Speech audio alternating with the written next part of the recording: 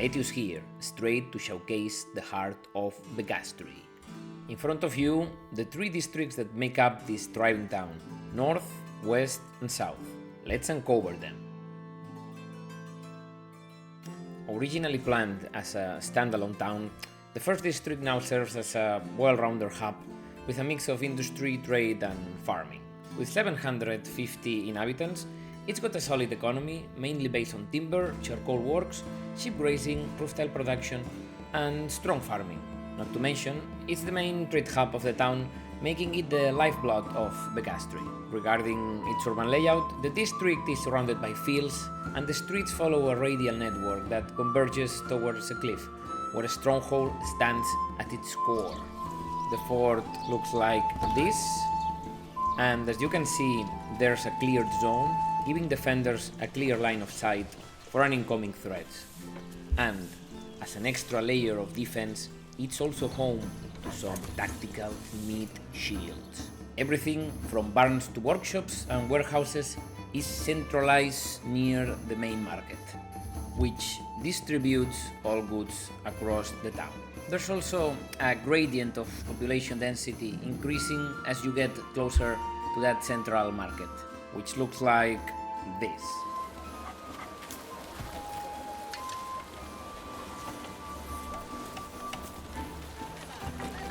Another important landmark is the cliffside church.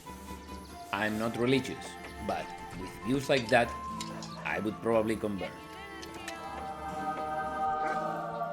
Finally, Circlewood Pond, a peaceful little spot for some fishing or just relax. The North District, check. Now heading west, small but mighty.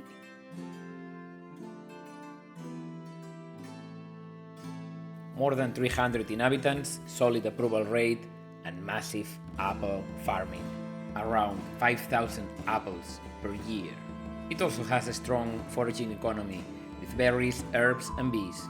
This district basically supplies apples to others and exports the surplus. Juicy business. A single bridge crosses the river, guarded by Bridgehold. Just beyond it lies the village center and the endless orchard plains. This is how Bridgehold looks. Small, sturdy, and guarding the only way in from the riverside. Solid enough to make you think twice before picking a fight. Just ask the bandits who tried crossing it. Didn't end well. Next up, the Crossroads Chapel. Small, cute, and beautifully surrounded by paths, trees, and apple fields. Finally, the Orchard Plains. When the apple trees bloom, it's visual poetry, and this game is fucking art. Next stop, Begastri South, the largest district.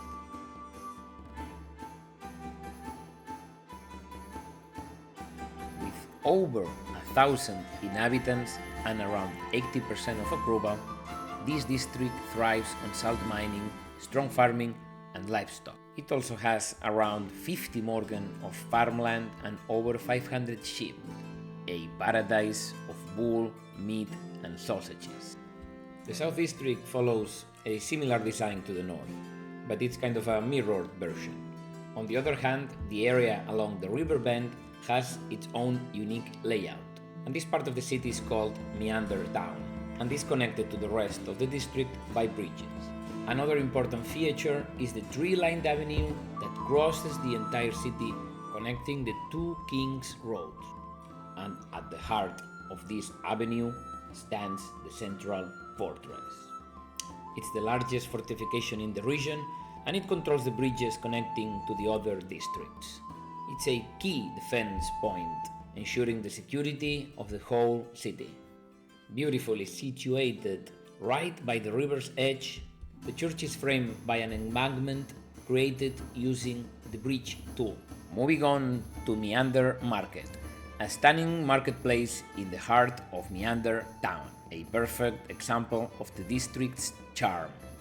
Lastly, there's Meander town itself, a unique settlement designed around the meander of the river. It features a large central forest surrounded by homes that enjoy direct views of the water. Oh, and there's a tactical mid-shield cluster, ready to defend the city. Okay, seems like they don't like my tactics. And almost forgot about the half-moon fields, completing the beauty of the district.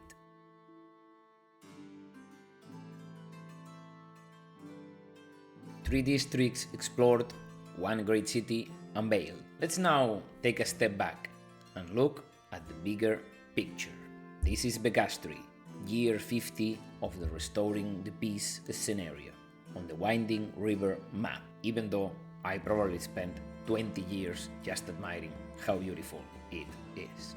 A thriving settlement of 2,067 souls and about 1,000 animals, held together by an 80% approval rate. The city produces enough food to sustain itself year-round.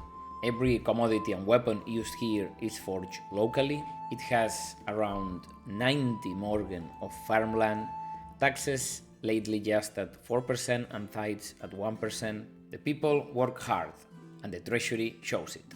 More wealth than they can spend. I just hope that the king doesn't find out. Begastri also exports many things and just imports iron and stone.